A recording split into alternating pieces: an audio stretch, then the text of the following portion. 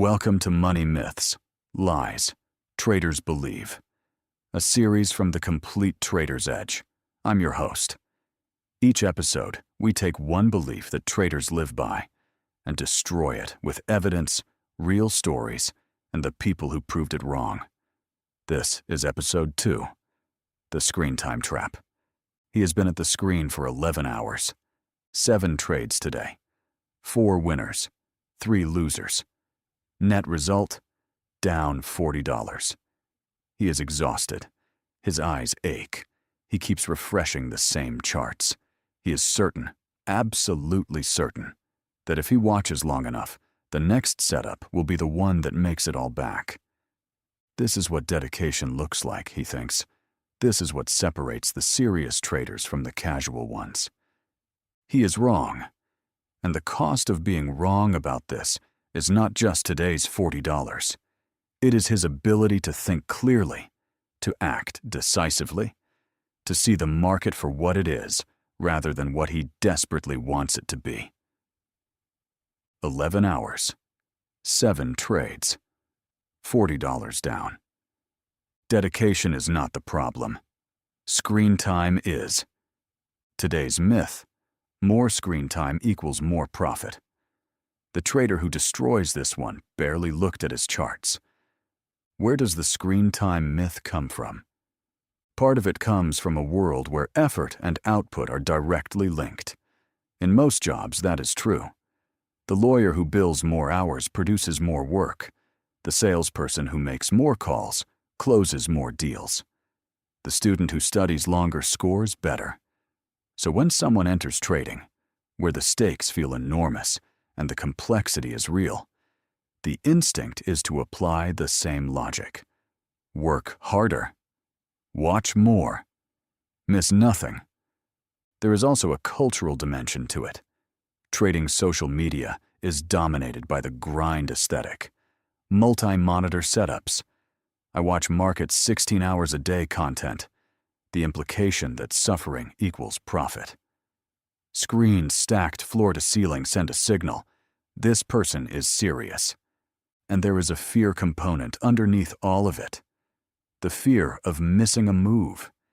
If you step away, the setup you have been waiting for will appear, and you will not be there. So you stay, and you watch. And the watching itself starts generating activity, because a mind looking for patterns will always find them, whether they are real or not. That last part is the key. The screen time myth does not just fail to help, it actively creates the problem it is supposed to solve. The research on decision fatigue is unambiguous. A 2011 study of Israeli judges, published by the National Academy of Sciences, found that the quality of judicial decisions dropped sharply throughout the day, not because of new information, but because the mental resource required to make decisions is finite and depletes with use. By late afternoon, judges were approving far fewer parole requests than in the morning. The cases had not changed. The judges had. Traders are making decisions under conditions far more emotionally charged than a parole hearing. The depletion happens faster. A 2015 study in the Journal of Finance examined over 700 active retail trading accounts over 5 years. It found a direct, statistically significant correlation between trading frequency and negative performance. The more trades placed per month, the worse the average annual return. Traders placing 20 or more trades per month underperformed buy and hold benchmarks by an average of 6.5% annually. Not just slightly worse, materially, consistently worse. Barber and Odean, whose research we referenced last episode, found in a separate 2000 study that the most active traders earned an annual return of 11.4%, while the market returned 17.9% in the same period. Trading activity by itself was destroying returns. The mechanism is not mysterious. More screen time produces more perceived setups. More perceived setups produce more trades. More trades mean more transaction costs. more emotional decisions made under fatigue, and more deviation from the rules that define the system's edge. Every unnecessary trade is a tax on the real ones. Chicago, the early 1970s. Ed Seykota is in his mid-20s, and he is doing something that almost nobody else in professional trading is doing yet. He is writing code. Not to automate his life. Not because he is lazy. Because he has thought very carefully about what the job of a trader actually requires. And he has concluded that the human brain, left unsupervised in front of a screen, is a liability more than an asset. Seykota builds one of the first computerized trend-following systems in the commodities markets. The system generates its signals at the end of the trading day, not intraday, not tick by tick. Once a day. He reviews the output. He places the orders. Then he closes the screen. He does not watch intraday price action. He does not monitor news flow in real time. He does not sit in front of charts, waiting for something to happen. By most measures of the serious trader aesthetic, he is barely working. Over the following 12 years, he turns an initial account of $5,000 into approximately $15 million. His clients' accounts grow even larger. One account reportedly turning $5,000 into $15 million. Others achieving returns in the hundreds of thousands of % range. When asked about his approach, he says something that sounds almost counterintuitive. The elements of good trading are cutting losses, riding winners, and keeping bets small. Beyond that, it is mostly a matter of staying in the game long enough to let your edge play out. Notice what is absent from that statement. There is no mention of being present, no mention of screen time, no reference to reading every tick and every headline. The work for Seykota was in building the system, not in watching it perform. His approach did not just produce returns, it produced the psychological conditions that allowed those returns to compound over 12 years. He was never exhausted by the market. He was never making the 7th decision of the day from the depleted mental state that comes after 6 hours of watching candles. He was rested, selective, and clear. Now let us be careful here. We are not saying all screen time is useless. Screen time during the process of building and testing a strategy is essential. Screen time spent reviewing your trade journal is essential. Screen time during the specific execution window of your strategy, if you are a day trader with a defined session, can be entirely appropriate. What the evidence is against is unfocused, open-ended screen time, driven by fear of missing out rather than system requirements.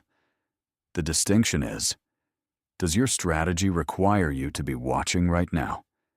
If yes, watch. If no, close the screen. 3 principles that replace the myth. First, define your trading session before you open the platform. Know exactly what conditions you need and which markets you are watching. Sitting down with no defined session is not discipline. It is drift. Second, track your performance by hour of day and day of week. Most traders find that their best results cluster into a short window, often the first 2 hours of the session. The trades placed in hours 3, 4, and 5 are almost always lower quality. The data will show you this about your own trading if you are willing to look. Third, distinguish between reviewing and watching. Reviewing is purposeful. You are analyzing a chart, looking for a specific setup, or assessing a completed trade. Watching is passive. You are waiting for something to happen, probably because you do not trust yourself to step away.